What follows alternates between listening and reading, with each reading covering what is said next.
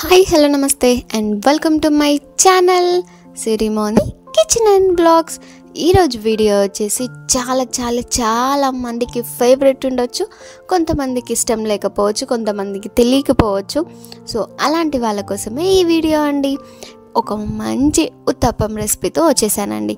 ఒకవేళ మీరు first time చూస్తున్నట్లయితే ఖచ్చితంగా యాజ్ ఇట్ ఈస్ నేను చూపించినట్టు చేయండి. ఒకవేళ మీరు ఆల్రెడీ వచ్చు మాకు ఇదేం పెద్ద రెసిపీ కాదు అనుకునే వాళ్ళకి ఒక చిన్న పౌడర్ చూపిస్తాను. ఆ పౌడర్ని మీ ఉత్తప్ప పైన వేసుకొని మీరు ఏ విధంగా చేసుకున్నా సరే ఆ ఉత్తప్ప పైన వేసుకున్నంటే డెఫినెట్గా ఒక మంచి టేస్ట్ వస్తుందండి మన ఉత్తప్పంకి. సో డెఫినెట్గా మీరు కూడా ట్రై చేయండి. ఎలా చేయాలి, ఈ పౌడర్ని ఎలా చేయాలి, ఉత్తప్పంని ఎలా చేసుకోవాలి, పర్ఫెక్ట్గా స్పాంజ్ లెక్క వస్తుందండి నేను చూపించే కొలతలతో మీరు కన్నా ట్రై చేస్తే. సో మీరు కూడా ట్రై చేస్తారు కదా. సో వీడియోలోకి వెళ్దామా? వెళ్ళాలంటే ఫస్ట్ అయితే మన ఛానల్ని లైక్ చేయండి, షేర్ చేయండి, సబ్స్క్రైబ్ చేసేసుకోండి. అలాగే పక్కనే ఉన్న బెల్ ఐకాన్ని కూడా కొట్టేసి పెట్టేసుకోండి. నేను ఏ వీడియో పెట్టినా మీకు వెంటనే నోటిఫికేషన్ వస్తుంది. సో చూస్తున్నారు కదా ఎంత బాగుందో ఉత్తప్పం. చాలా టేస్టీగా కూడా ఉంటుంది. So let's get start our video. First అయితే ఒక పెద్ద బౌల్ తీసుకొని అందులో ఒక గ్లాస్ మినపప్పు వేసేసుకోవాలి. ఏ కొలతతో అయితే మనం మినపప్పు వేస్తున్నామో అదే కొలతతో అన్నీ కూడా మెజర్మెంట్స్ తీసుకోవాల్సి వస్తుంది, గుర్తుంచుకోండి. సో ఒక గ్లాస్ మినపప్పుకి 2.5 గ్లాసెస్ బియ్యం వేసేసి మంచిగా కడిగేసి అందులో 2 టేబుల్ స్పూన్ మెంతులు యాడ్ చేయండి. మెంతులు వేయడం వల్ల చాలా మెత్తగా వస్తాయి మన ఉత్తప్పం.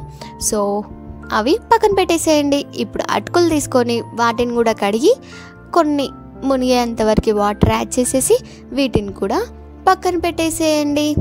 సో చూస్తున్నారు కదా, నేను ఇది దాదాపు ఒక 6 అవర్స్ వరకు నానబెట్టుకున్నాను. సో 6 అవర్స్ తర్వాత ఇప్పుడు మిక్సీ పెట్టేసుకుందాం. ఈ వాటర్ అంతా స్ట్రైన్ చేసేసాక మిక్సీ జార్ తీసుకొని అటుకులు సగం క్వాంటిటీ, అలాగే కొంచెం బియ్యం మినపప్పు క్వాంటిటీ కూడా వేసేసుకోండి. ఈ 2 వేసేసుకున్న తర్వాతకి మెత్తగా అంటే చాలా మెత్తగా వేసుకోవాలండి. మనం యాక్చువల్గా దోశకి ఎలా వేసుకుంటాం, కొంచెం బరకగా వేసుకుంటాం కదా. సో అలా బరక అనేదే ఉండకుండా చాలా మెత్తగా అయిపోవాలి మన ఈ బ్యాటర్.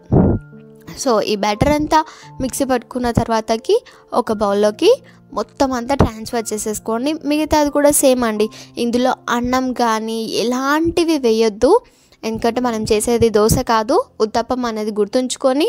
సో ఇలా ఏం వేయకుండా ఖాళీ అటుకులు, ఓన్లీ మనం నానబెట్టుకున్న బియ్యం మినపప్పు వేసేసి ఒకసారి మంచిగా కలిపేయాలండి.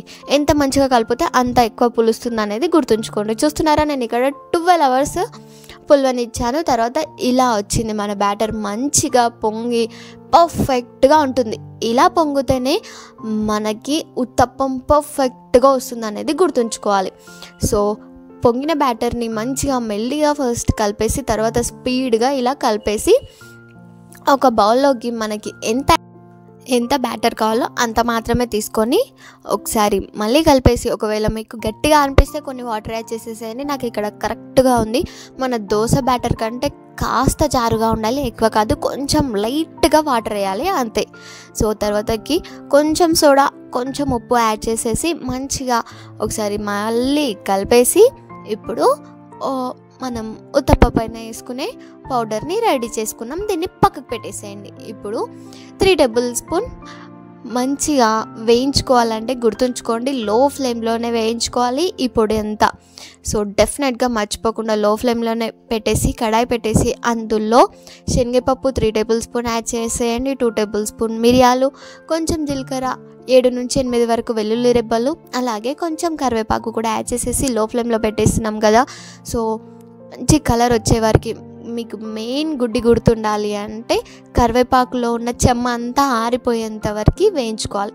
ఆ తర్వాతకి 10 నుంచి 12 వరకు ఎండుమిర్చి, అలాగే 4 నుంచి 5 టేబుల్ స్పూన్ వరకు నువ్వులు యాడ్ చేయండి. నువ్వులు యాడ్ చేయడం వల్ల బెస్ట్ అరోమా వస్తుంది మన పౌడర్కి అనేది గుర్తుంచుకోండి. డెఫినెట్గా నల్ల నువ్వులైనా సరే తెల్ల నువ్వులైనా సరే ఏదో ఒకటి డెఫినెట్గా వేసేసి అవి కాస్త వేయించిన తర్వాతకి చల్లారబెట్టి ఇలా పౌడర్లా చేసేసుకోవాలి.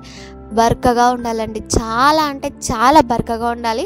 ఎందుకంటే మనం ఉత్తప్పం పైన వేసి తినేటప్పుడు అక్కడక్కడ పలుకులుగా తగులుకుంటూ చాలా ఫ్లేవరబుల్గా ఉంటుంది. సో అలా మిక్సీ పట్టుకున్న పౌడర్ని పక్కన పెట్టేసి ఇలా నేను 2 క్యారెట్లని తురిమి కూడా తీసుకున్నాను.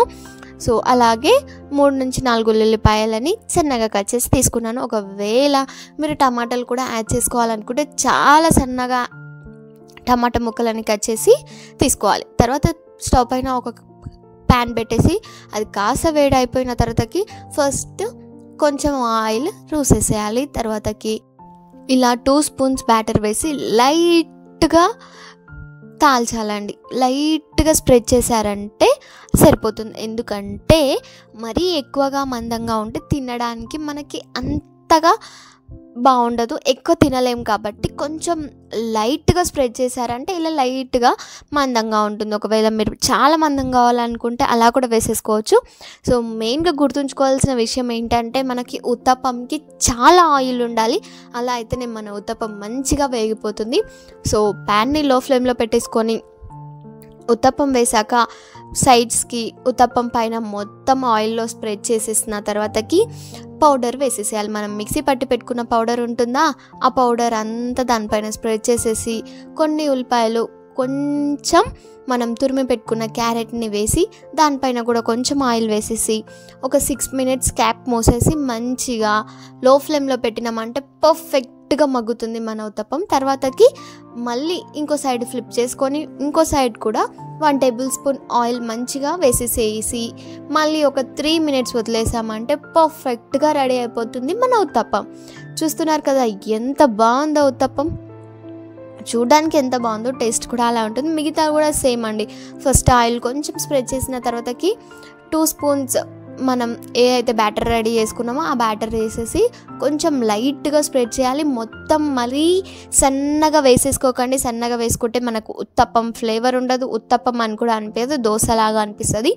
సో డెఫినెట్గా అలా చేయకుండా కొంచెం లైట్గా స్ప్రెడ్ చేసేసి సైడ్లకి నెక్స్ట్ మన ఉత్తప్పం పైన మొత్తం అంతా ఆయిల్ వేసేసి మనం మిక్సీ పట్టుకున్న పౌడర్ అంతా దానిపైన మంచిగా స్ప్రెడ్ చేసేసి దానిపైన ఉల్లిపాయలు కొన్ని తురిమిన క్యారెట్ కొంచెం యాడ్ చేసేసి మళ్ళీ దీనిపైన కూడా ఆయిల్ వేసేసేయాలి.